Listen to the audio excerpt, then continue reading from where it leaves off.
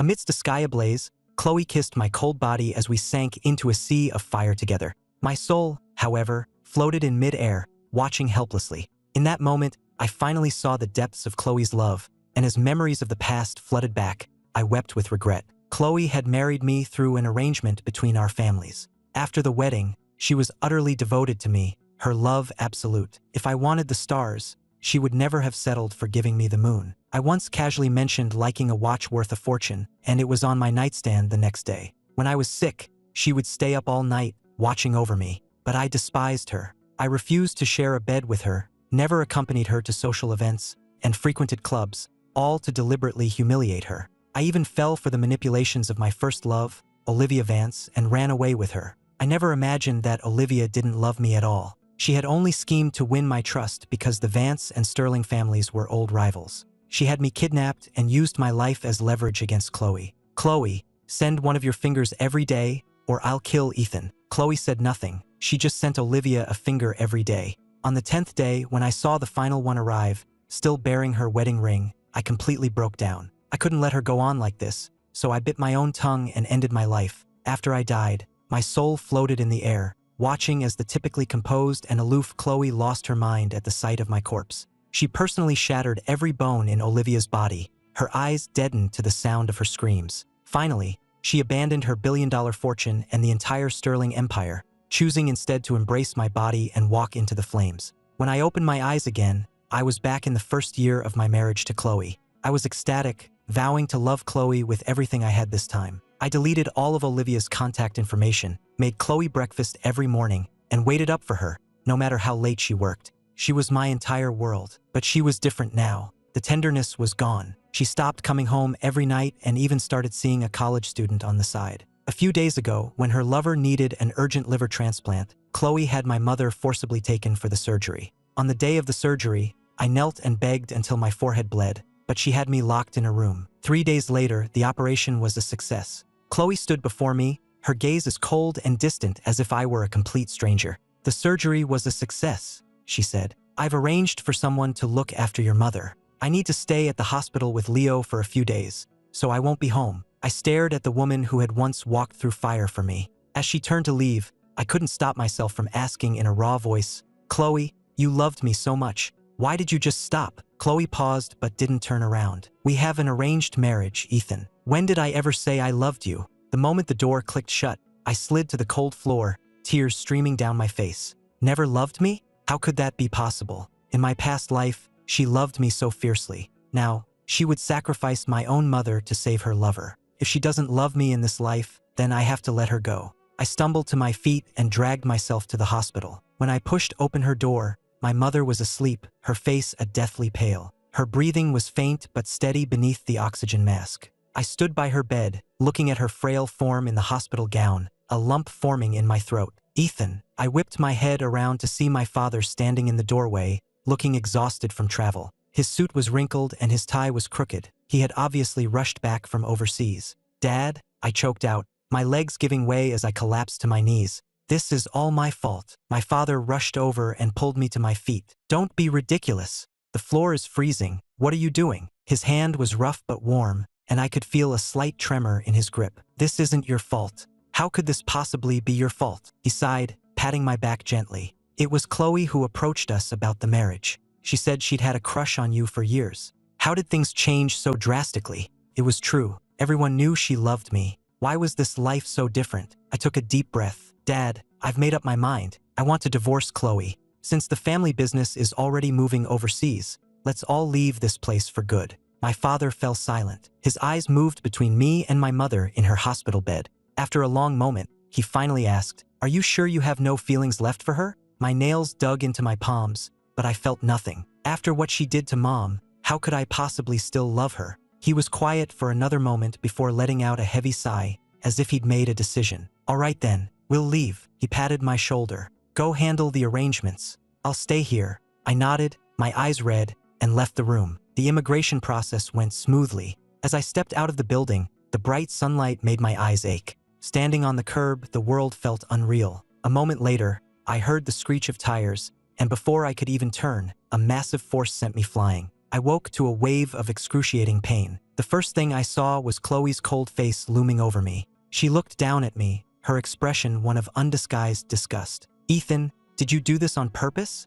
she sneered, her voice like ice. "Did you see Leo get into a car accident and decide to copy him? Let me make this clear. We have an arranged marriage. There are no feelings between us. Trying to imitate him is pointless. I don't have time to look after you." I opened my mouth to explain, but the door to my room swung open. "Miss Sterling, the soup you requested," her assistant said, respectfully handing her a container. Chloe took it, glanced inside, and her brow furrowed. "Why is it seafood chowder?" she asked, her voice sharp with annoyance. "He's allergic to seafood. Go get something else." Her words struck me like a bolt of lightning. In my past life, she only found out I was allergic to seafood in our second year of marriage, after I nearly went into anaphylactic shock. But in this life, we've only been married for 1 year. Thinking about her strange behavior lately, her sudden coldness toward me, her bizarre affection for Leo, a wild thought seized me. I couldn't stop shaking. "Chloe," I stammered, "were you reborn too?" Chloe frowned. "Reborn? What are you talking about?"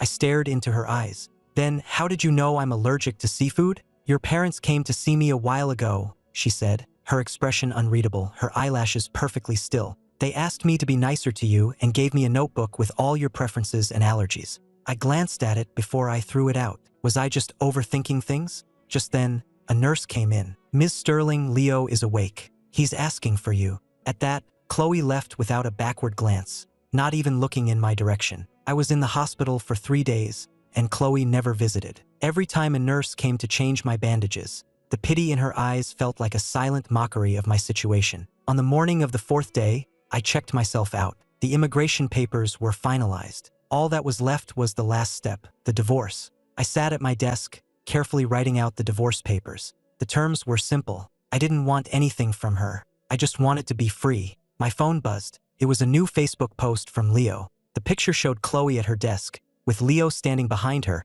his arms wrapped around her shoulders. The caption read, "Someone told me she never lets non-employees in her office, but she made an exception for me today." My finger hovered over the screen. In my past life, Chloe had broken her own rules for me countless times. She hated spicy food but ate it with me until she made herself sick. She was a neat freak but would carry me home when I was drunk. She hated the spotlight but agreed to a magazine interview for my sake. I took a deep breath, pushing the memories away, and grabbed the divorce papers on my way out the door. The Sterling Group headquarters was as imposing as ever. On the elevator ride up, I rehearsed how I would ask for the divorce. As I neared her office, Chloe's assistant walked out holding a stack of files. "Mr. Hayes, are you here to see Ms. Sterling?" The assistant seemed surprised to see me. "Yes," I said, tightening my grip on the manila envelope. "I need her signature on something." His eyes lingered on my pale face for a second. "I was just heading in. I can take that for you." I hesitated, then handed him the envelope. "Thanks,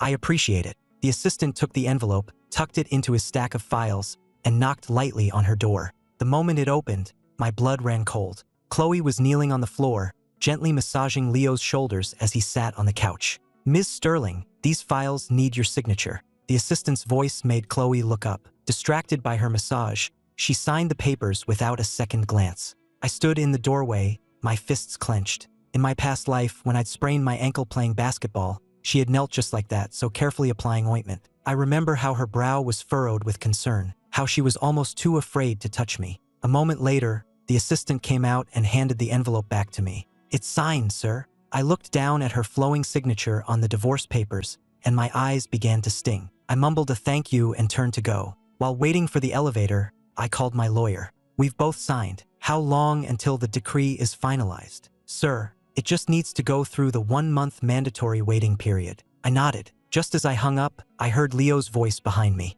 "Ethan, what are you doing here?" I spun around to see Chloe drop Leo's hand and stride toward me, her face grim. "Who said you could come here?" she demanded, grabbing my wrist. "How many times do I have to tell you? This is an arranged marriage. I stay out of your life, you stay out of mine." I pulled my arm away. "I get it. It won't happen again." As the tension mounted, Leo quickly stepped in, putting an arm around Chloe's shoulders. "Chloe, don't be like that. He's still your husband." Then he turned to me. "Ethan, perfect timing. Chloe and I are heading to an auction. You should come with us." "I still haven't properly thanked your mother for saving my life." "That's not necessary." I cut in. "My mother doesn't need anything from you. Leo's eyes immediately welled up. But I'll feel terrible if you don't come. Chloe's voice was cold. Just go. Don't make a scene. Her gaze was like ice, a stark contrast to the gentle way she used to look at me in our past life. I suddenly felt exhausted, too tired to even argue. In the end, they dragged me along to the auction. At the auction, the sound of bidding filled the air.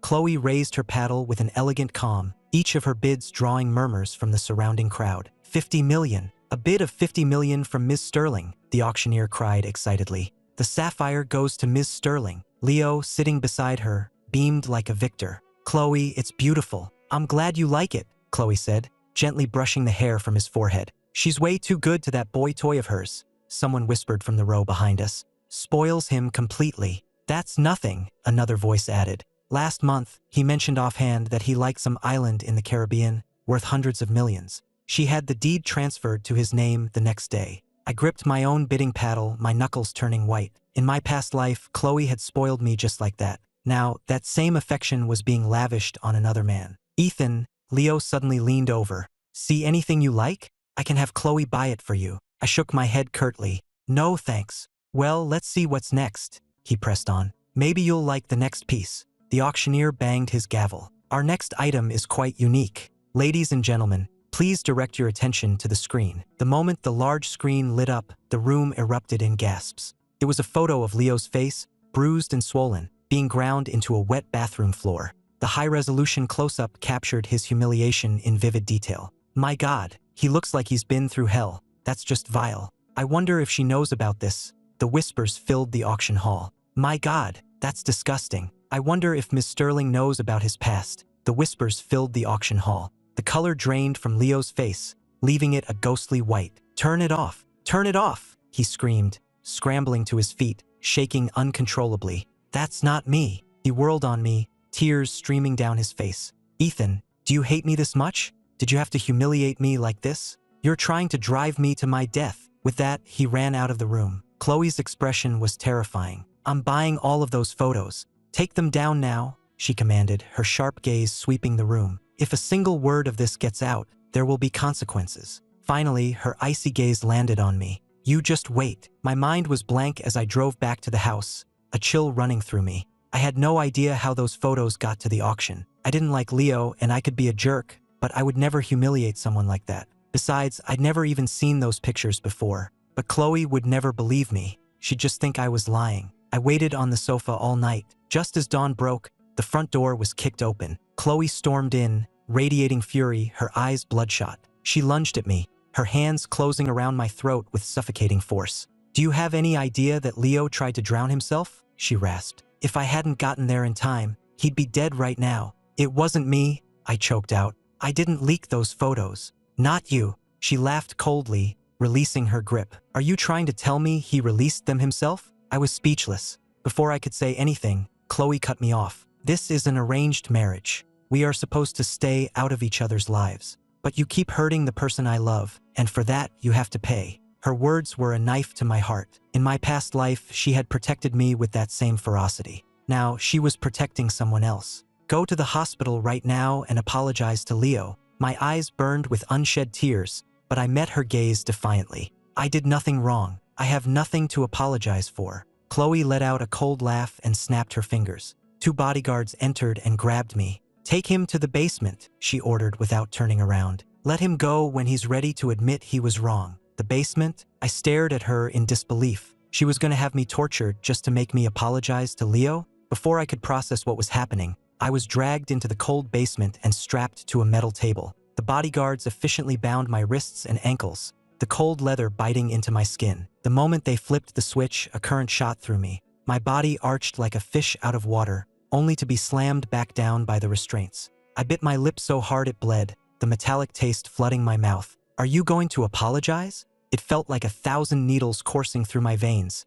stabbing their way from my fingertips to my heart. An inhuman sound escaped my throat as I bit down on my lip, tasting blood again. I shook my head. I did nothing wrong. Why should I apologize? The current surged again, stronger this time. My vision blurred, and my muscles seized uncontrollably. A third time, a fourth, a fifth, a 10th. Stop! I finally screamed, breaking down completely, tears and blood mixing on my face. I was wrong. I'll apologize. I'll do it. I was dragged to the VIP wing of the hospital. Finally ready to admit you were wrong? Chloe asked, watching me with cold eyes from her seat beside Leo's bed. My legs were still trembling, the aftershocks of the electricity making each step feel like walking on knives. I had to lean against the wall to stay upright as waves of darkness washed over my vision. I'm sorry, I rasped, my voice almost unrecognizable. I shouldn't have leaked those photos of you. Leo, propped up against the headboard, looked pale. Ethan, normally I'd let it go, but you went too far this time. An apology like that isn't enough. Chloe immediately wrapped her arms around him, her voice impossibly soft. Then what do you want, my love? He should at least get on his knees if he's really sincere. I snapped my head up, my eyes meeting Chloe's frozen stare. Are you not going to kneel? Or do you want to go back to the basement? A tremor went through me, and my knees hit the hard floor. I'm sorry. Only then did Leo give a reluctant grunt. Fine, I forgive you. As I left the room, my vision went black, and I nearly collapsed. I had to lean against the wall for a long time before I could manage to drag myself away. That night, Chloe brought Leo back to our home. Leo's mental state is fragile. He'll be staying with us for a while, she announced, her tone casual as if discussing the weather. I was too tired to argue. Do what you want. The divorce is already in motion. This place won't be my home for much longer. Chloe frowned, seeming to sense something was wrong. Just as she opened her mouth to speak, Leo tugged on her sleeve. Chloe, I'm hungry. What would you like? I'll have the staff make something. It's so late, let's not bother them, Leo said with an embarrassed smile, though his eyes were fixed on me. Ethan's right here, isn't he? He can make it. Chloe looked at me. Did you hear him? How ironic. The legal husband, reduced to cooking for his wife's lover. I managed a bitter smile and walked numbly toward the kitchen. I stared blankly at the bubbling, boiling oil in the pot. Is dinner ready yet? Leo's voice startled me from behind. Almost, I said without turning. He leaned in to look, then frowned. Ethan, is this it? There's barely anything here. Before I could respond, he grabbed my wrist and shoved my hand into the boiling pot. A searing pain shot up my arm. I instinctively recoiled, splashing hot oil everywhere. By the time I wrenched my hand free, the back of it was already red and blistering. Leo, meanwhile, deliberately splashed a few drops of the hot liquid onto his own arm and then threw himself to the floor with a dramatic cry. What happened? Chloe cried, rushing into the kitchen. Leo's eyes instantly filled with tears. Chloe, it's all my fault. I shouldn't have asked Ethan to cook for me. I made him angry, and he deliberately threw the hot soup on me. Chloe's face darkened. She lunged forward and seized my wrist. Is this never going to end? Did you listen to anything I said to you before? Pale with pain, I held up my swollen, blistered hand. Chloe, I choked out. Look, just look and see who's hurt worse. Chloe froze. I didn't do it. Leo quickly defended himself. Chloe, he threw it on me first. He only burned himself because he was afraid you'd blame him. My eyes burning, I said slowly. There are security cameras. All you have to do is check the footage. The color drained from Leo's face. Before he could speak, Chloe cut in sharply. There's no need. I trust Leo. He would never do something like that. Leo visibly relaxed and shot me a triumphant, defiant look. My heart felt like it was being ripped in two, one half searing with the pain from my hand, the other half aching with a much deeper wound. You never learn, do you? Chloe said coldly. Since you enjoy burning people so much, let's see how you like it.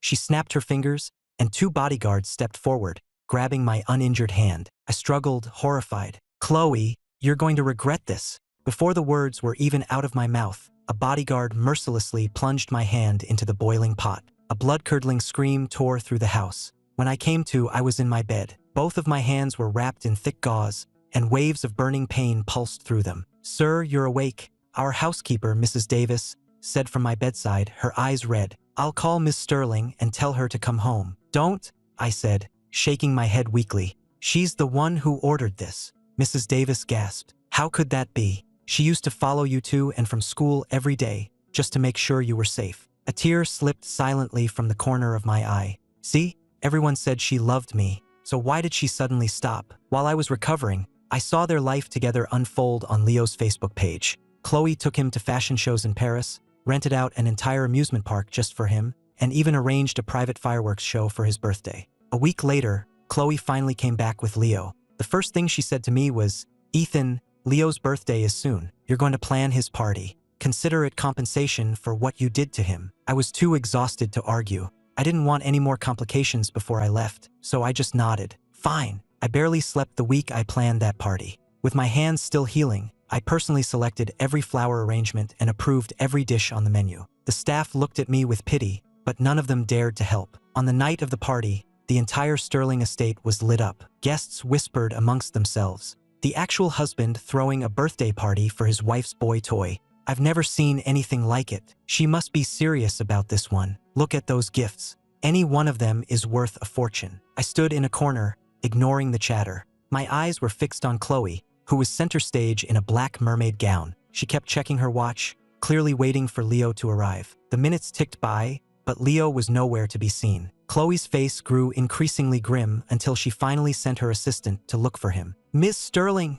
the assistant cried, running back in a panic with a letter in his hand. "Leo's gone. He only left this." Chloe snatched the letter from his hand. Her expression changed as she read it. Then, she threw it in my face. "Ethan," she hissed, her voice tight with rage, "you had better explain this." The letter fluttered to my feet. I picked it up with a trembling hand. It was written in Leo's elegant script. "Chloe, by the time you read this, I'll be gone. I love you, and I wanted to spend my life with you, but Ethan threatened my parents' lives. I had no choice but to leave. We can never see each other again." "It wasn't me," I said numbly, handing the letter back. "I would never do something like that." "You always say that," she snarled, her hands closing around my throat again. "But you always manage to do it anyway." I struggled to breathe but held her gaze. "I really don't know anything about this." But she didn't believe me. She was convinced I had driven Leo away. To force his location out of me, she had my parents taken to the roof of the Sterling Group Tower. They were dangled over the edge,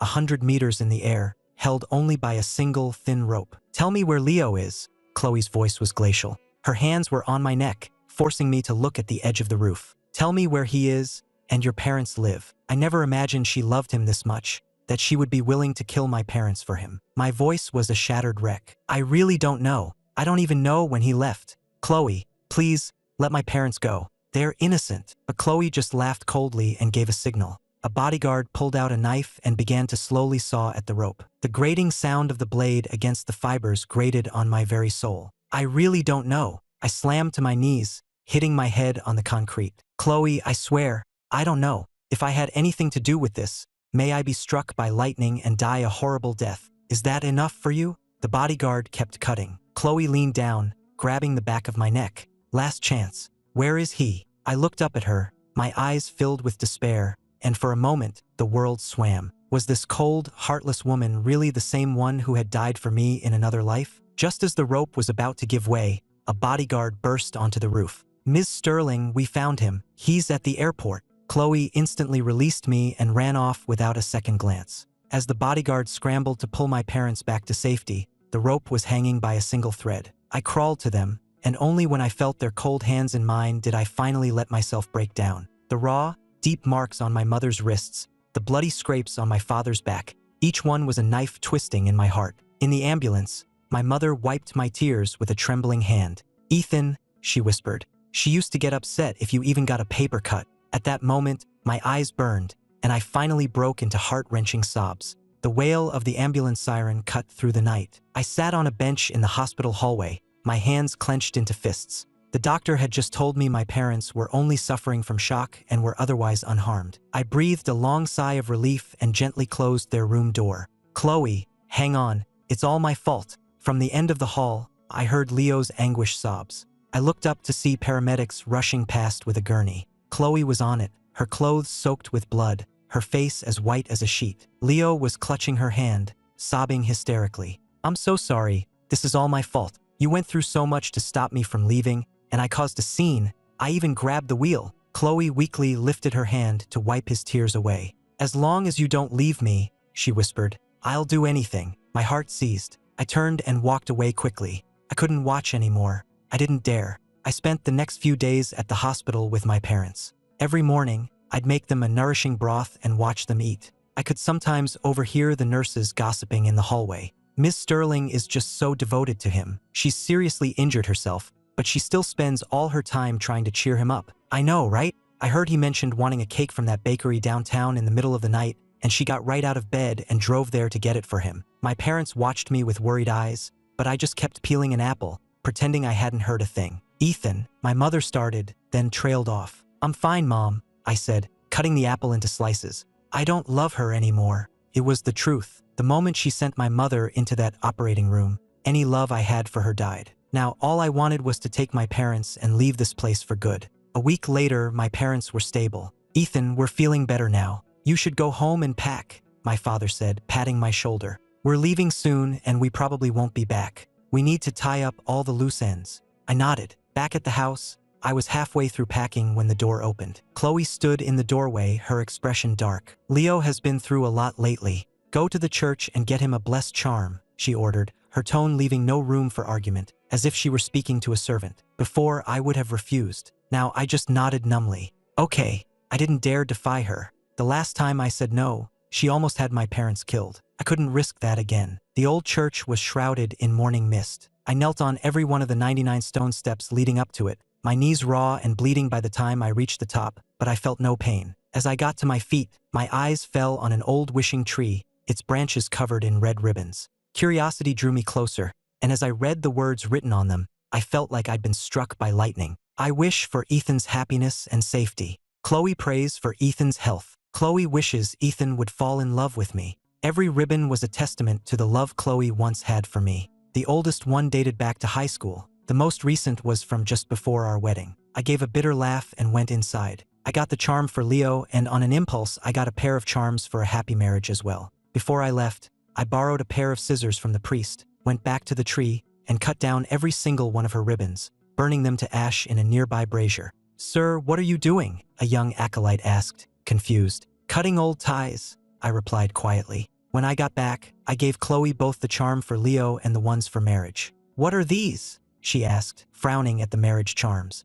They're for a happy marriage, I said, my voice sincere, my gaze steady. I hope you and Leo will be happy together. Chloe studied me for a long moment. Do you really mean that? I nodded. Of course. She frowned, watching me for a while longer as if she wanted to say something, but in the end, she just turned and walked away. A few days later was the Sterling family's annual dinner. I didn't want to go, but I hadn't seen Chloe's grandfather in a long time, and I felt I should say goodbye before I left. So, I got dressed and went. I had just arrived at the family estate when Chloe walked in, holding Leo's hand in front of everyone. Bringing her lover to a family dinner was a blatant insult, but I found that I no longer cared. The pain was gone. I ignored the whispers and went straight to her grandfather's study. Grandfather, Chloe and I are getting a divorce, I said as soon as I walked in, telling him that I was leaving the country. Hearing this, Mr. Sterling sat bolt upright and took my hand. My boy, are you angry with her? Listen to me, she truly cares for you. This business with the other man,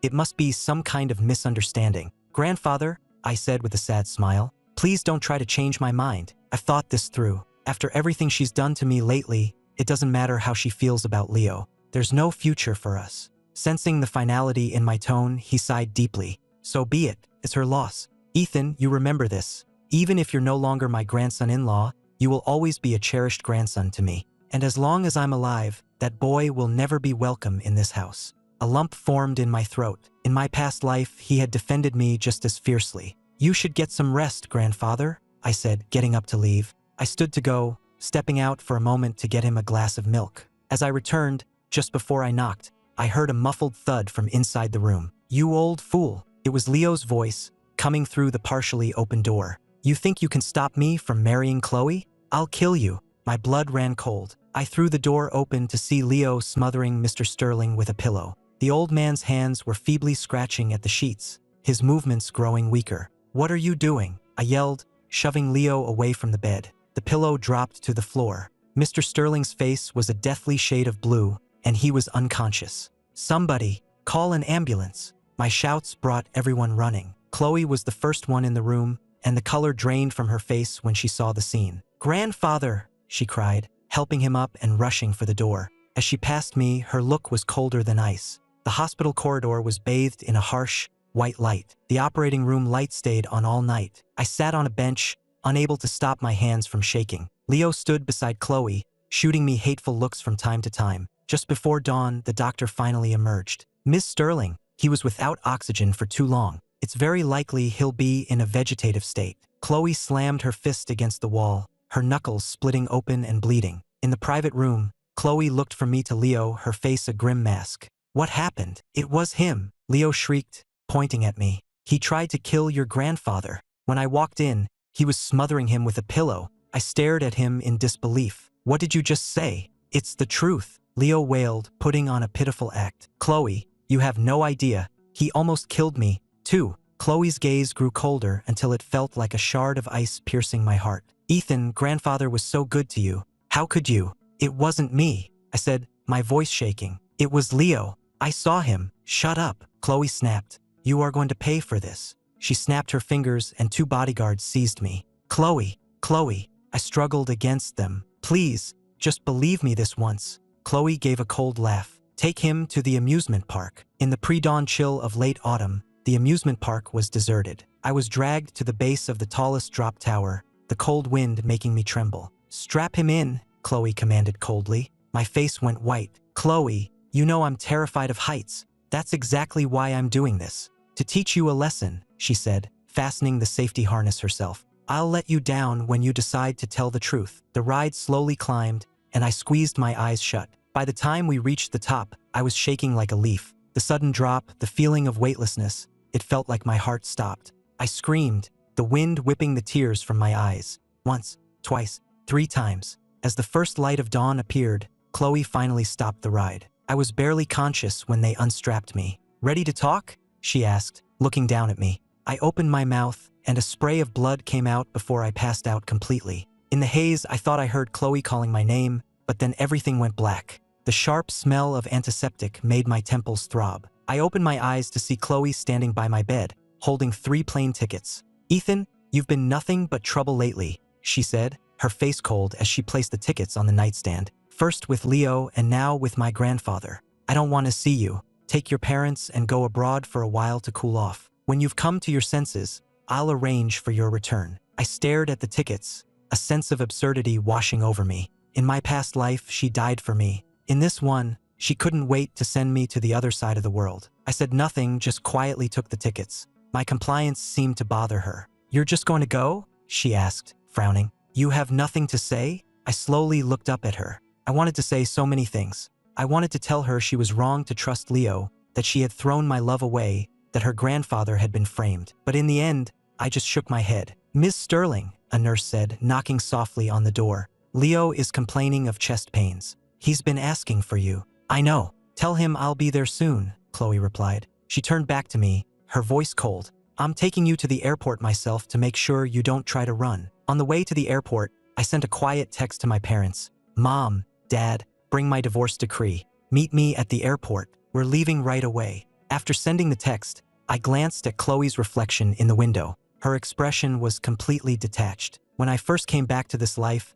I was so happy, so desperate to make it up to her, to give her all the love I had. I followed her around like a lost puppy. I used to love watching her drive. Even the way her fingers gripped the steering wheel seemed impossibly attractive. Now, looking at her, I felt nothing at all. We're here, she said, stopping the car. I'll walk you inside. The terminal was bustling with people. Chloe had intended to watch me go through security, but then her phone rang. It was Leo. Her voice instantly softened as she answered. Don't worry, I'm coming right back. She hung up without another glance in my direction and hurried away. I stood and watched her disappear into the crowd before I finally went to find my parents. Ethan, here's the divorce decree, my father said, handing me the document. I took it, a smile of relief finally spreading across my face. I took the 3 tickets to Paris that Chloe had given me, tore them to shreds, and threw them in the nearest trash can. Then I walked to the counter and bought 3 tickets to Switzerland. Mom, Dad, let's go. In the fading light,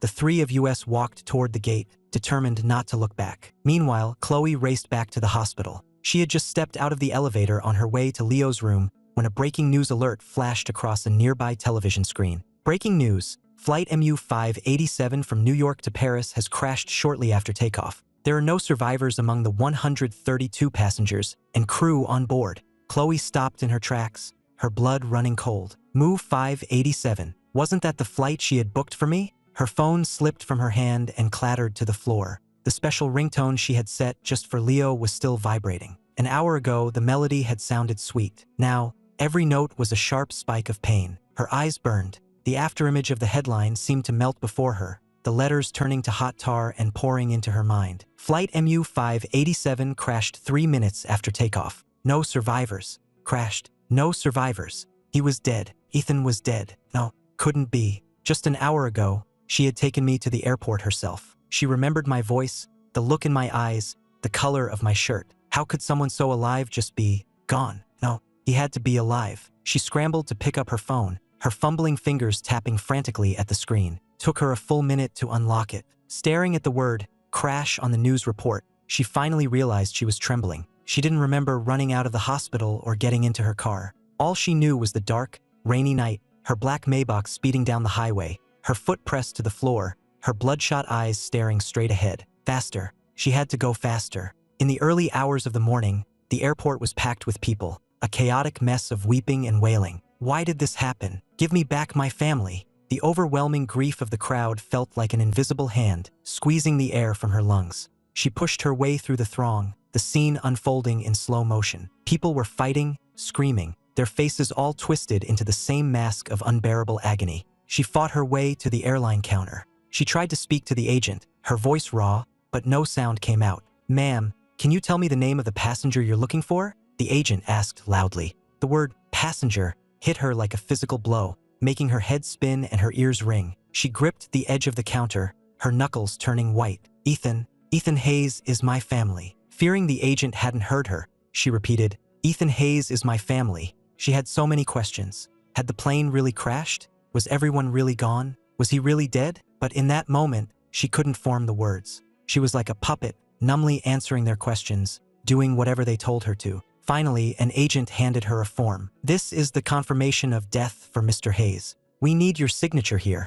A piece of paper with my black and white photo on it was placed in front of her. She stared at it, trying to focus on the words, but no matter how many times she blinked, the text remained a blur. Panicked, she grabbed the arm of the person next to her. "Excuse me, can you please read this for me?" The man was clearly angry himself, but as he read the paper, his expression softened into one of pity. "I'm so sorry," he said. "It says your husband. He was on the flight." A metallic taste filled Chloe's mouth. The words echoed in her mind. She stumbled backward until she hit a pillar and slid to the floor, her strength gone. A small, animal-like whimper escaped her lips, a sound so foreign and full of pain it felt like it belonged to someone else. The rest was a blur. Like the other grieving families, she numbly signed papers and collected his personal effects. Except there were none. All the authorities had recovered from his seat was a small amount of ash, which they had solemnly placed in a small urn. After confirming the identification, she signed for it, and the box was placed in her hands. Like a soulless doll,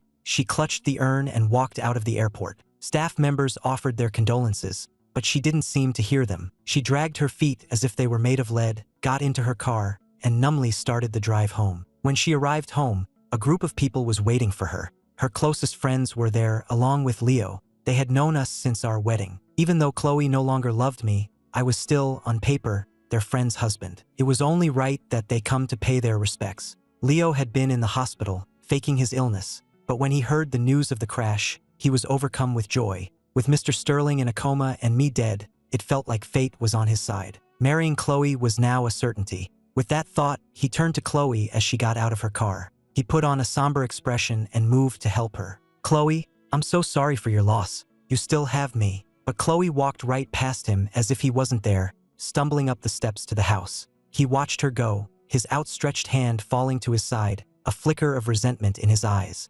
Suddenly, one of her friends cried out, "Chloe, watch out!" Leo looked up just in time to see Chloe's legs give out on the steps, causing her to fall to her knees. He rushed to help her, but she just shook her head numbly, her eyes blank. "I'm fine," she said. "Leave me alone." Her friends exchanged worried glances. One of them, unable to hold back, said, "Chloe, I know this is sudden, but didn't you say you didn't love him? Now that he's gone, you and Leo can be together." "She's right," another added. "You told us yourself it was an arranged marriage and you had no feelings for him. Why are you letting this destroy you?" Chloe remained kneeling on the steps, her head bowed. After a long silence, they heard her whisper, "No feelings? How could there not be any feelings?" Hearing her say, "No feelings," Leo's eyes lit up. He'd been so focused on her ignoring him that he'd forgotten. "She didn't have feelings for me. My death must have just been a shock. That's why she was acting so strangely." He hurried to her side and helped her up. "Chloe, you didn't love Ethan. He's gone now. Please don't do this to yourself. It hurts me to see you this way." Something he said must have snapped her out of it. She looked up sharply and shoved him to the ground. "Get away from me." Her friends rushed to help Leo, asking Chloe what had gotten into her. But she turned on them too, screaming at them to leave. "Get out! All of you, just get out!" The heavy front door slammed shut. Inside, Chloe collapsed to her knees, clutching the urn and letting out a raw, animalistic cry. Ethan, how could she not love me? In the last life, and in this one, she had always loved me so deeply. Yes, Chloe had been reborn too. In her past life, after dying in the fire with my body in her arms, she had expected to wake up in hell. Instead, she found herself reborn, back at the very beginning of our marriage. At first, she was overjoyed to see me again. She blamed her own carelessness for letting my first love, Olivia, deceive me, leading to my kidnapping and torture. This time, she vowed, she would protect me and expose Olivia for who she truly was. But when she saw the cold, distant look in my eyes, she realized with a jolt that I hadn't been reborn. I was still the same man who despised her. She couldn't accept it. She had loved me across 2 lifetimes. Why couldn't I just look at her? So, on the advice of a friend, she decided to play my game. She would be cold and distant, too. Her goal was simple: to make me realize what I was missing, to make me understand how much her love meant. If I came to my senses and chose her, they could be happy. If not, she would let me go to Olivia. But reality is often crueler than our plans. She never expected that I had been reborn, too. The moment I held her, crying, telling her how sorry I was, how blind I'd been, and promising to love her forever, she felt like she had won the lottery. She was ecstatic. But then she calmed down and pushed me away. She was afraid it was a trick, that I would say all the right things and then run off with Olivia again just like last time. Even though I swore I had changed, that I didn't love Olivia anymore, she remained cold as ice, determined not to make the same mistake twice. She decided to teach me a lesson, abandoning all her initial plans. Since I was reborn and so eager to make it up to her, she decided to test me to see just how far I would go. So she continued her cruel charade. Fearing she might soften, she even hired an actor, Leo, to play the part of her lover, using him to hurt me again and again. She forced my mother to donate part of her liver, had me tortured with electricity, subjected me to my greatest fear, and even threatened my parents' lives. She saw the love in my eyes slowly die, replaced by a numb emptiness, and it would be a lie to say it didn't scare her. But then she would think, asterisk, he said he loved me. Can't he endure this? Asterisk, the pain she had suffered in our past life was 1,000 times worse. And besides, she thought I had framed Leo and was responsible for her grandfather's condition. So, in the end, she decided to send me away to give me time to reflect. When I was ready, she would bring me back. If I returned, truly sorry and having learned my lesson, she would tell me her secret, that she had been reborn too. Then, they could finally put the past behind them and start over. But her plan was flawed. The unexpected always happens. The plane I was supposed to be on crashed. There were no survivors. At this thought, she slapped herself hard across the face. Why had it turned out like this? She never wanted me to die. If she had known, she never would have sent me away. If she hadn't, would I still be alive, standing right in front of her? It was only then that she realized how wrong she had been. Terribly wrong. When I told her I was reborn and wanted to make it up to her, she should have told me the truth. There were so many ways I could have atoned. Why did she have to choose the cruelest one? Why did she have to provoke me with a fake lover? But her regret came too late. I was dead, not even ashes remaining. She couldn't hold it in any longer and broke down, sobbing uncontrollably. As she cried, she felt a metallic taste in her throat, and then she was coughing up blood. The world went black and she knew no more. Chloe had a long dream. In it, she saw me running toward her, my eyes full of love. I pulled her into my arms and kissed her deeply, saying, "Chloe, I love you." As she leaned in to kiss me back, the dream shattered. I turned to dust in her arms, and no matter how she tried to hold on, the ashes slipped through her fingers. "No, don't, Ethan." She woke with a terrified gasp, sitting up in a hospital bed with an 4 in her arm. Leo and her assistant were there, along with a man she didn't recognize. "Miss Sterling, my condolences," the stranger said. "I was Mr. Hayes's divorce attorney." The word divorce made her head snap up. "What did you say?" Leo's eyes, however, lit up at the word. He started to speak, but the assistant, sensing the tension, quickly ushered him out of the room. My lawyer then took the finalized divorce decree from his briefcase. "A month ago, Mr. Hayes asked me to handle the divorce proceedings," he explained. "He stated he wanted none of the marital assets. He also made me promise that, no matter what, I would deliver this to you. Oh, and he had a message for you. He said, 'Let the past be the past. Take care of yourself. We shouldn't see each other again.'" With that, the lawyer placed the decree on her nightstand. Her mind went blank. She stared at the document on the nightstand,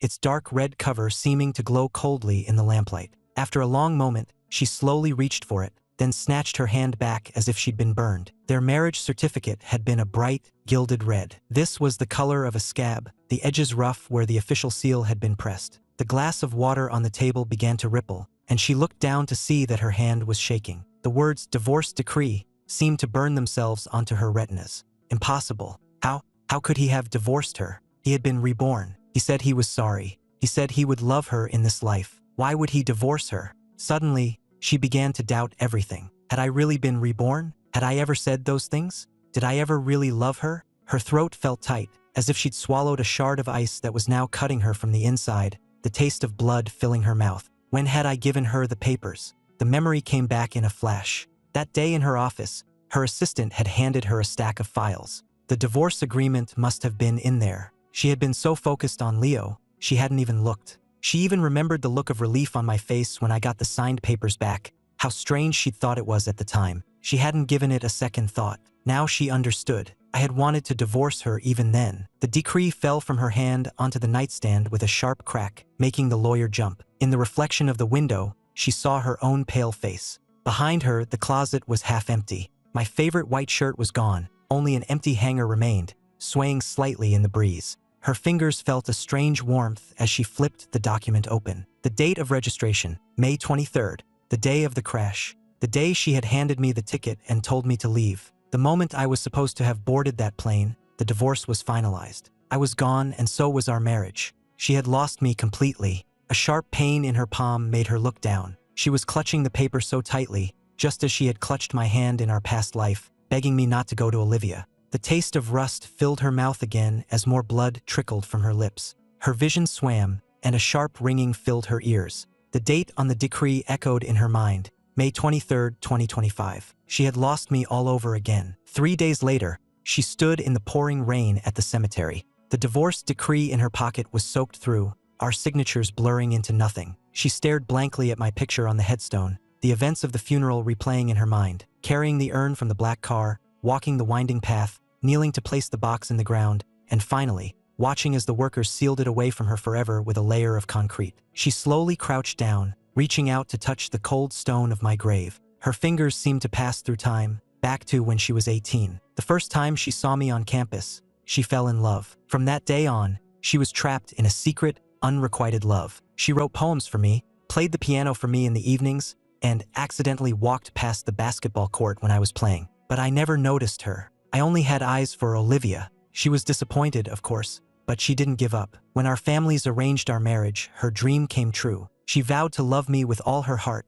but I still only saw Olivia. She tried so hard, but in the end, I ran away with my first love, and we both ended up dead. In this life, we were both reborn. We could have finally understood each other, been happy together. But because of her pride, her need for revenge, she pushed me away, pushed me to the edge, and ultimately, pushed me to my death. The light in her eyes faded, leaving only a dead emptiness. Last time, she had been reborn after dying with me. If she died here at my grave, would it happen again? Could she get another chance to win me back? At the thought, she moved like a puppet, stiffly pulling a small knife from her pocket and raising it to her chest. Just as the tip was about to break the skin, the sharp ringing of her phone shattered the moment. "Miss Sterling, he's awake. Your grandfather is awake," the butler's excited voice cried from the other end of the line. The knife clattered to the wet ground. Forgetting everything else, she raced to the hospital. When she arrived, her grandfather's room was filled with doctors. "It's a miracle," one of the doctors was saying as they finished their examination. After confirming he was stable, they left Chloe alone with him. Her grandfather stared at her for a moment, then asked, "Where's Ethan?" Chloe froze, a fresh wave of grief washing over her. Her grandfather was old. He couldn't handle another shock. She clenched her fists, steadying herself, and told him a partial truth. "After he tried to hurt you, I sent him abroad. When he's ready to admit what he did, I'll bring him home." At her words, her grandfather struggled to sit up. "Nonsense," he rasped. "Ethan would never hurt me. It was that boy of yours." He broke into a fit of coughing, and Chloe rushed to his side, her eyes wide with shock. "What are you talking about? That's impossible." She knew Leo. He was so gentle he wouldn't harm a fly. How could he have tried to kill her grandfather? Her grandfather was furious. "If you don't believe me, check the security footage." The security footage. She remembered now. She had wanted to check it after the incident, but Leo had been crying, swearing it wasn't him, and I had a track record. She had believed Leo without a second thought. Now, her grandfather was telling her to check it again, but what was the point? It would still show me as the culprit. And since I was gone, she didn't see the need to dig it all up again. But her grandfather was insistent. I don't care how much you favor that boy. You owe Ethan the truth. If you won't check, I'll do it myself. Seeing how determined he was, Chloe stopped him and went back to the estate to check the footage herself. But the butler informed her that the cameras in that wing had malfunctioned on the day of the incident. She frowned. Something felt wrong. Just then, one of the maids approached her timidly. "Ms. Sterling," she whispered, "I have a video." The maid explained that she had gone to close the window in Mr. Sterling's room and had witnessed the whole thing. Terrified, she had hidden in the closet and recorded it on her phone. She had been too afraid to come forward before, afraid Chloe wouldn't believe her and afraid of what Leo might do. But now, with Mr. Sterling awake, she felt safe enough to show it. Chloe took the phone and pressed play. Within seconds, the heart rate monitor on her smartwatch was screaming, her pulse over 120. The video showed her grandfather getting into bed after I had left. A moment later, a man in a white shirt slipped into the room. He turned and it was Leo. But this was not the gentle, sweet Leo she knew. His face was a mask of pure malice. He walked to the bed, grabbed a pillow, and shoved it down on her grandfather's face, hissing, "You old bastard. You think you can stop me from marrying Chloe? You're going to die." The vulgar, hateful words spewing from his mouth were punctuated by the shrill alarm of her smartwatch, a sound that chillingly reminded her of the ambulance siren from that night. The butler summoned Leo. When he arrived, Chloe was sitting on the sofa, her back to the door. On the television screen in front of her, the video of him attacking her grandfather played on a loop. The coffee table was covered with files, evidence of every time he had framed me. She had her assistant gather it all after she learned the truth. She knew he was manipulative, but she never imagined he was capable of this. To think she had hurt me over and over, for this man, a sharp pain shot through her chest. Her watch started beeping again, but she ignored it, sitting as still as a statue, waiting. Before he walked through the door,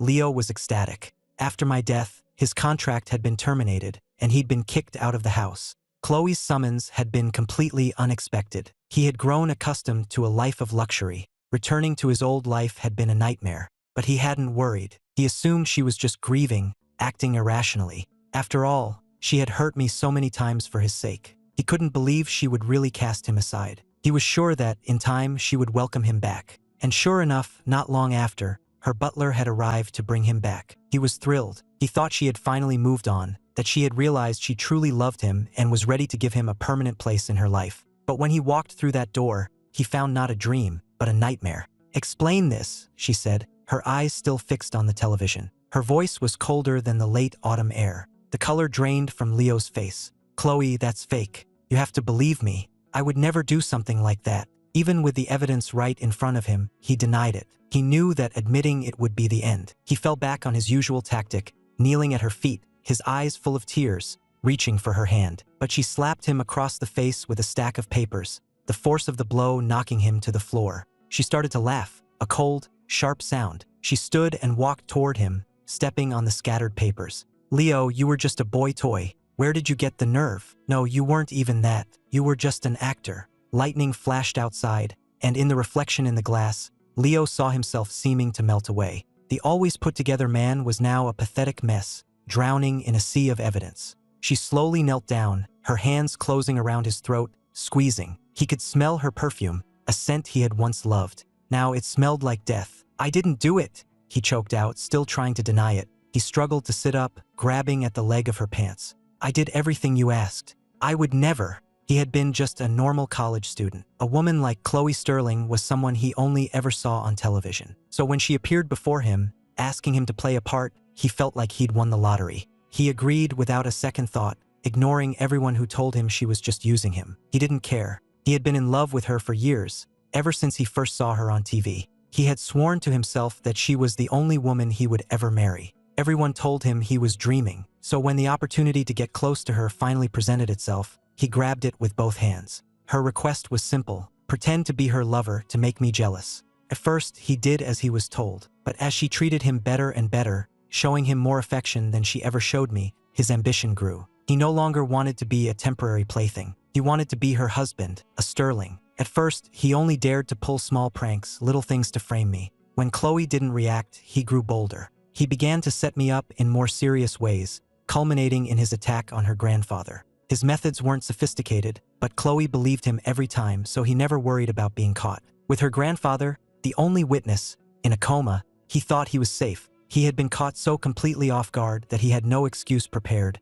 only denial. He figured if he just kept denying it, she would eventually give up and let it go. But Chloe wasn't a fool. Before, she had let his little schemes slide because she was testing me, and as long as I wasn't seriously hurt, she didn't interfere. She never imagined her inaction would feed his ambition. And during that time, I had grown so numb and distant that I didn't even bother to defend myself, which only fueled her anger and made her less likely to seek the truth. But now she would not let him get away with it. She stood, looming over him like the Grim Reaper, and pronounced his sentence. Since you enjoy framing people so much, you can do it from a prison cell. I'll make sure you're well taken care of there. She emphasized the last two words, and the color drained completely from his face. His hand, which had been clutching her pant leg, fell away. As he began to scream and beg, the sound of sirens cut through the storm, and the house was suddenly filled with police officers. No, please. I only did it because I love you. Chloe, you can't do this to me, he wailed at her silhouetted form. He suddenly remembered another night,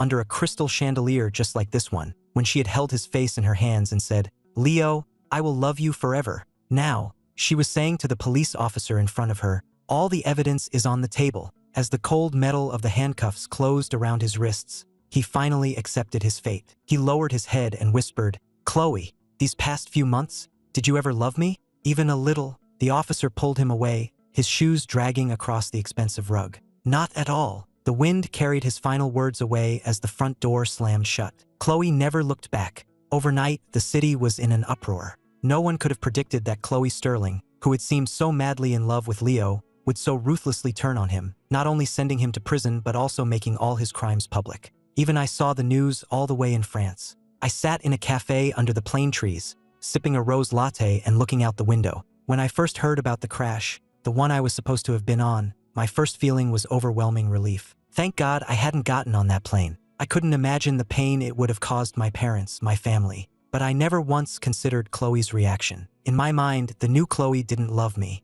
My death wouldn't affect her. She had denied being reborn, denied everything. I couldn't understand why she had changed so much. It wasn't until I was in France, talking with a new friend about my past, that I finally understood. It was probably hatred. Who could love someone who had hurt them so badly, who had cost them their life? After everything she had done to me in this new life, any love I had left for her was well and truly dead. That's why I never contacted the airline to let them know I was alive. There was no one left back home who cared about me. It didn't matter if I was dead or alive. Even if Chloe heard I had died, she wouldn't care. She loved Leo now, not me. Until today. The news was full of her eulogies for me, posted on every social media platform. Every word dripped with love and affection. The screen of my phone glowed in the morning light, and her words were like a rusty knife, prying open a box of memories I had long since sealed shut. A long time ago, when she loved me, she used to write me a letter every day, each one filled with that same deep affection. I was surprised to find her words could still affect me,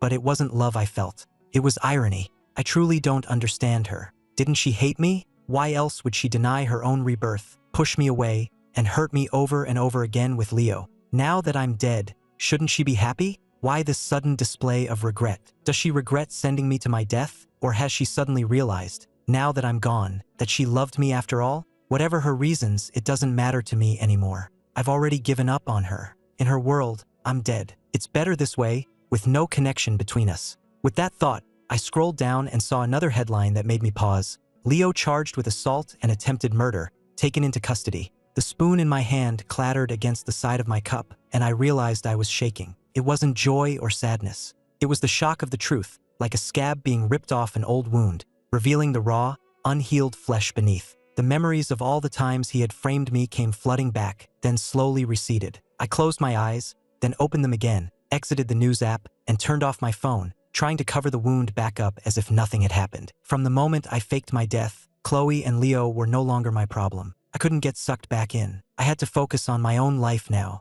I set my phone aside and drained the last of my cold coffee. Just then, my phone buzzed with a calendar alert. Hayes family dinner. I pushed the empty cup away and stood, the movement of my coat dislodging the last leaf from the windowsill. In the reflection in the glass, I saw myself walk calmly out into the sun. As the late autumn dusk settled over the Hayes estate like a blanket of gold silk, my car pulled up to the gate. I got out, a gift in one hand, and tossed my keys to the valet. "Don't park it," I said. "I'm not staying the night." He nodded and drove the car off to the side. I walked up the steps with my gift and pushed open the heavy, carved wooden doors. The crystal chandelier cast a bright light over the dining room. My aunt, the current matriarch of the Hayes family, was just setting the last dish on the table. She heard me and turned with a smile. "Perfect timing. Come sit." I agreed, handing the gift to a nearby servant before going to wash my hands. When I returned, my mother was waiting for me with a bowl of hot, steaming soup. "It's freezing out, and you're barely wearing a coat. Are you trying to get sick?"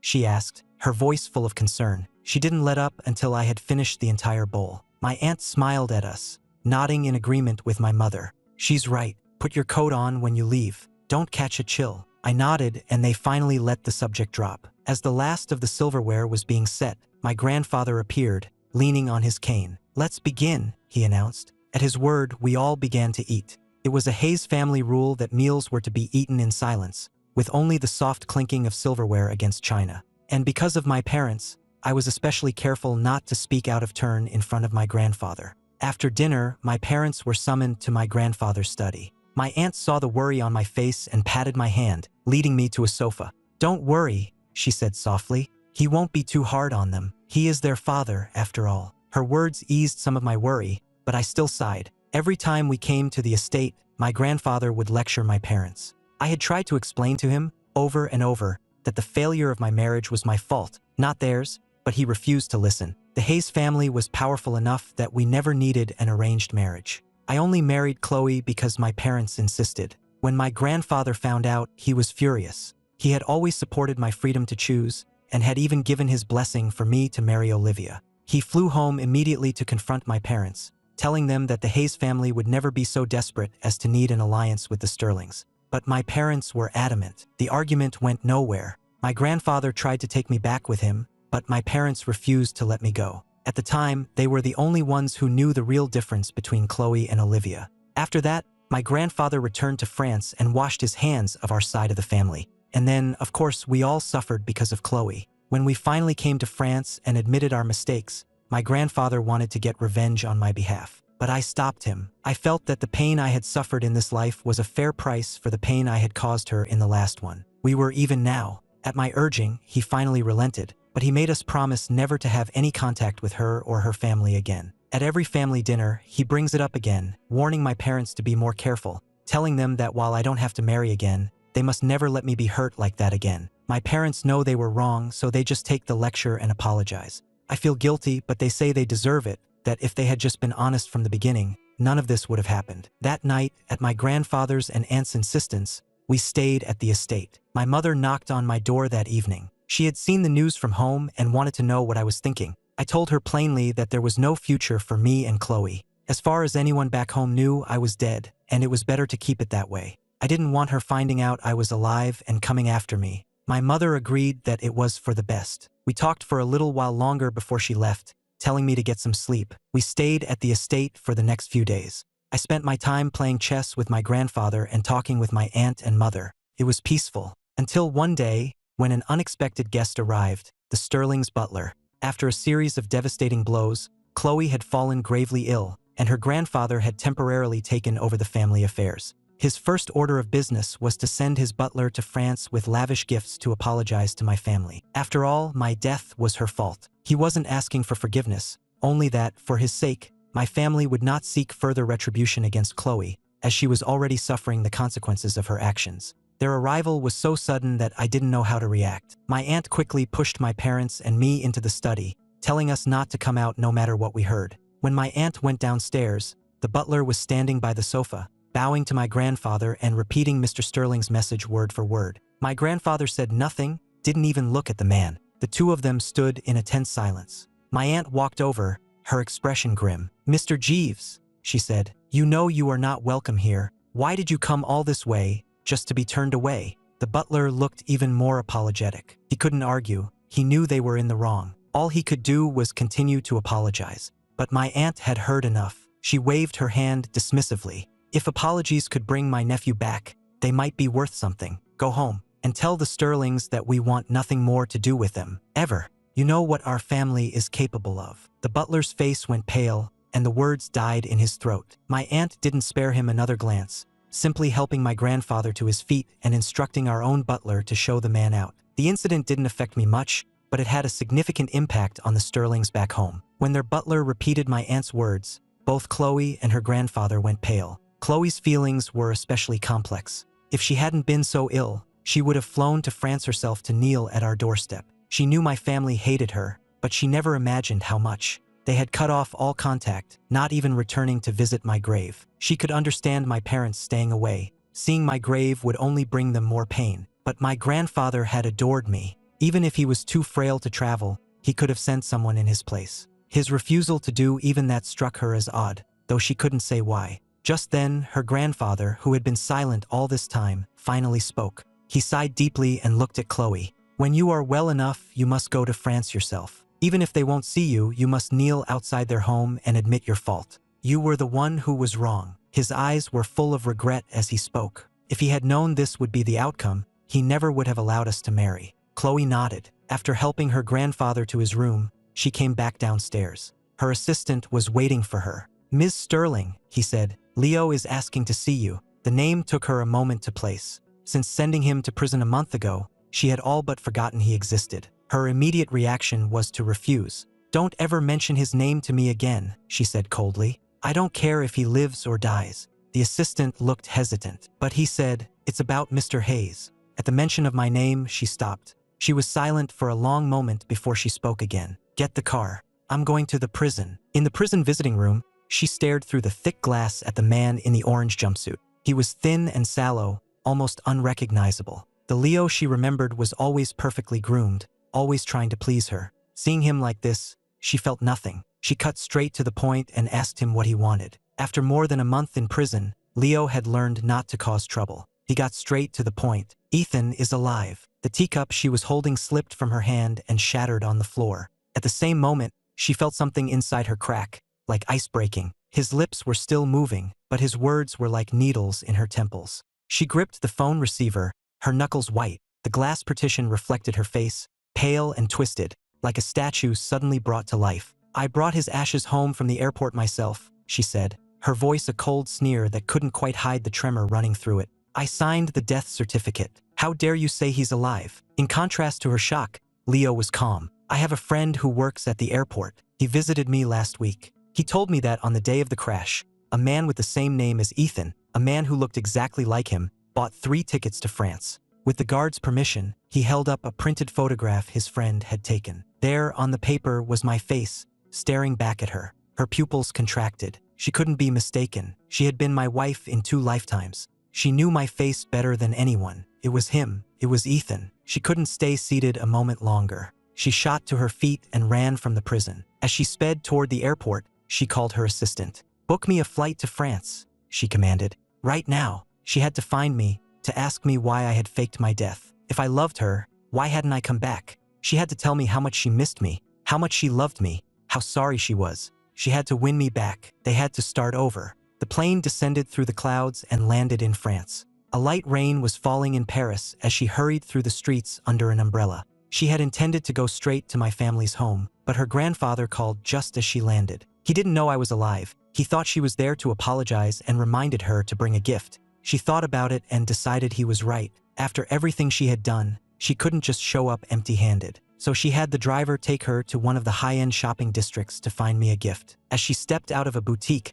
a gust of wind nearly tore the umbrella from her hand. And then she saw him. 10 meters away, under a plane tree, a man was closing his umbrella. He was wearing the same coat I had been wearing the last time she saw me. The shopping bag slipped from her fingers, a bottle of expensive perfume shattering on the pavement. The scent filled the air, and suddenly she was back at the airport 3 months ago, the air thick with grief, the weight of the urn in her arms, the raw sound of her own sorrow. And now here he was, the curve of his turn, even the distinct shape of his wrist bone, was perfectly clear in the rain. "Ethan!" A screech of brakes tore through the curtain of rain. Chloe stumbled back, the cold rain running down her chin and into her collar. Across the street, the corner of a gray coat was disappearing into the subway entrance. She shoved past a pedestrian holding a hot coffee, the blue light of a digital screen exploding in her vision as the escalator carried an endless stream of blurred faces toward her. She scanned the crowd frantically, the hope in her eyes beginning to fade. Just as she was about to give up, a flash of white caught her eye at the top of the escalator.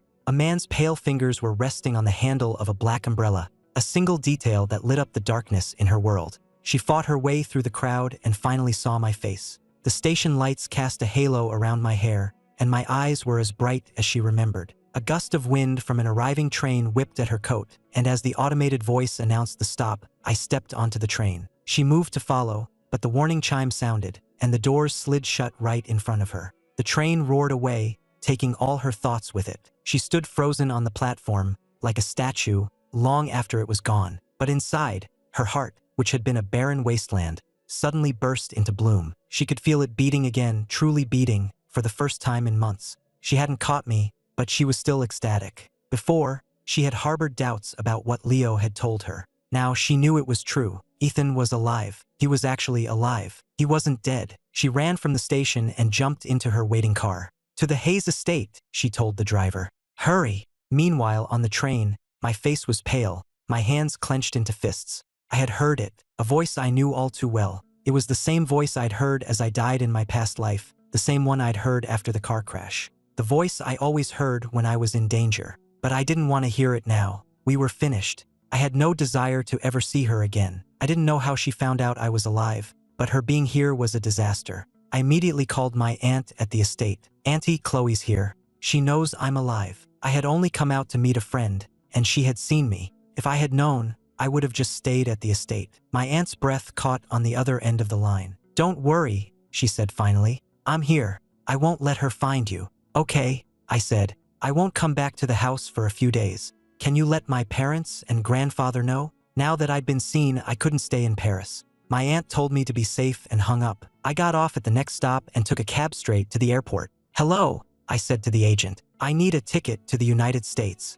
Soon, I was at the gate with my ticket. Meanwhile, Chloe's car had arrived at the Hayes estate, and she was rushing to the door. The Hayes family received Chloe with the same coldness they had shown her butler. "Chloe, if you're going to lie, at least make it believable," my aunt said, taking a sip of her tea, her voice dripping with sarcasm. "You claim Ethan is alive, that you saw him in the Paris metro with your own eyes. Where is your proof?" Chloe's expression faltered. In her haste, she had forgotten to take a picture. But then she remembered the photo Leo had given her. "Believe it or not, Ethan is alive. That is a fact," she said, handing the photograph to my aunt. The photo showed my parents and me sitting in an airport terminal. The morning light hit my face, and my parents were on either side of me, all of us smiling and talking. But my aunt was unmoved. "Miss Sterling, I don't know why you're so obsessed with this idea, but that is not Ethan in the photograph. Besides, I was under the impression you didn't love him." The words caught in Chloe's throat. What could she say? That we had both been reborn? They would think she was insane. After a long pause,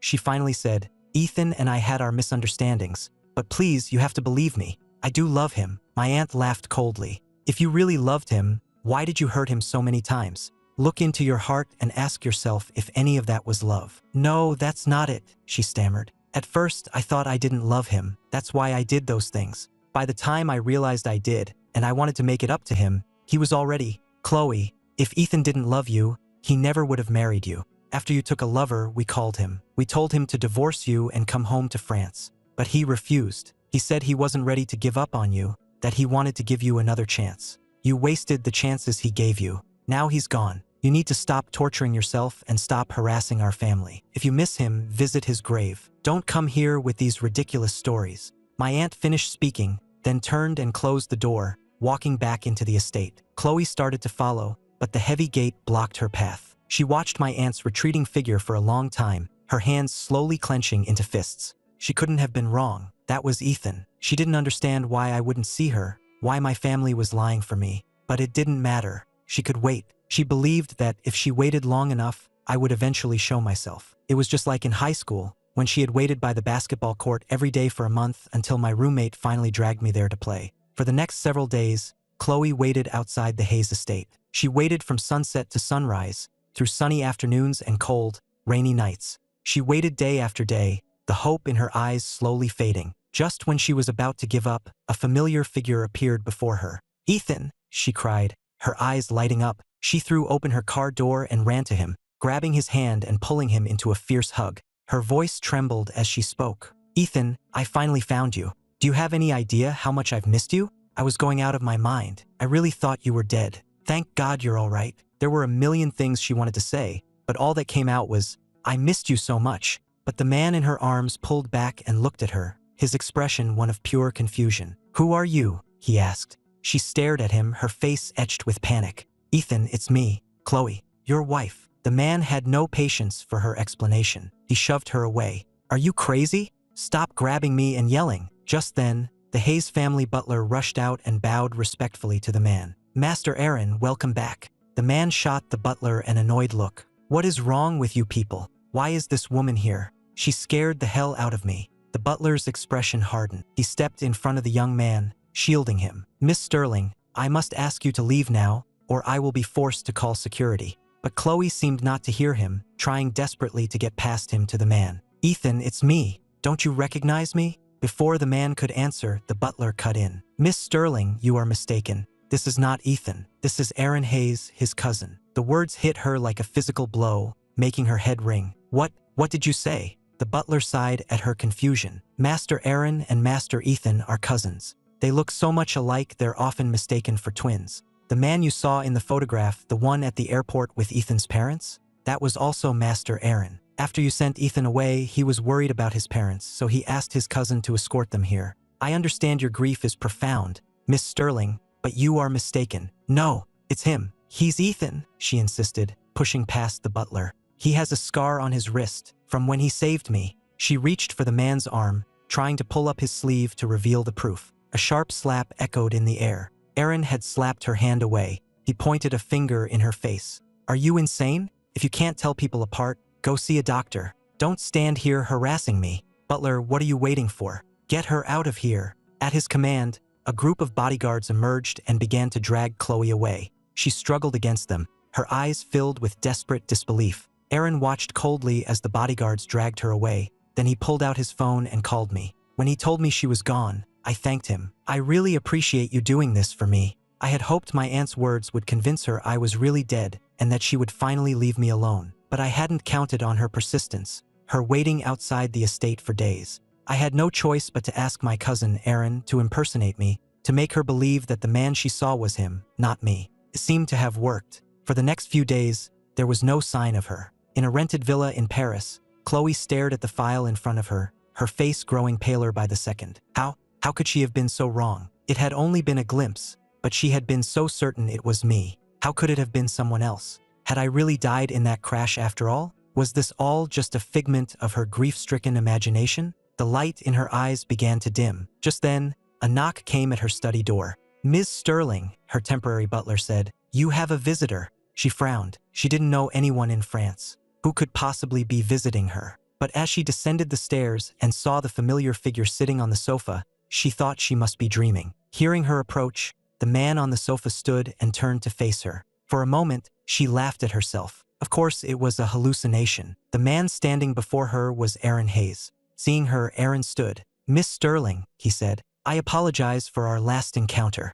I wasn't aware of the full situation." Chloe shook her head. "No, I was the one who behaved inappropriately. I should be apologizing to you." After a brief, polite exchange, she asked him why he had come. His expression turned serious. "My cousin Ethan, before he died, he sent me an audio message, a sort of last will. It contains a message for you." He paused, gauging her reaction. "Would you like to hear it?" She stood frozen, then gave a stiff nod. He took out his phone and played the recording. After a moment of static, a familiar voice filled the room, a voice she hadn't heard in what felt like a lifetime. "Chloe, by the time you hear this, I'll be gone. I know you were reborn, too. I don't know why you wouldn't admit it, why you hurt me over and over. It made me wonder if the you who loved me in our last life was ever real. But it doesn't matter anymore. I'm dying." I let out a soft laugh, a sound of relief and release. "In our last life, I was the one who wronged you. I was selfish and I didn't love you, and I hurt you terribly. I deserved what happened to me.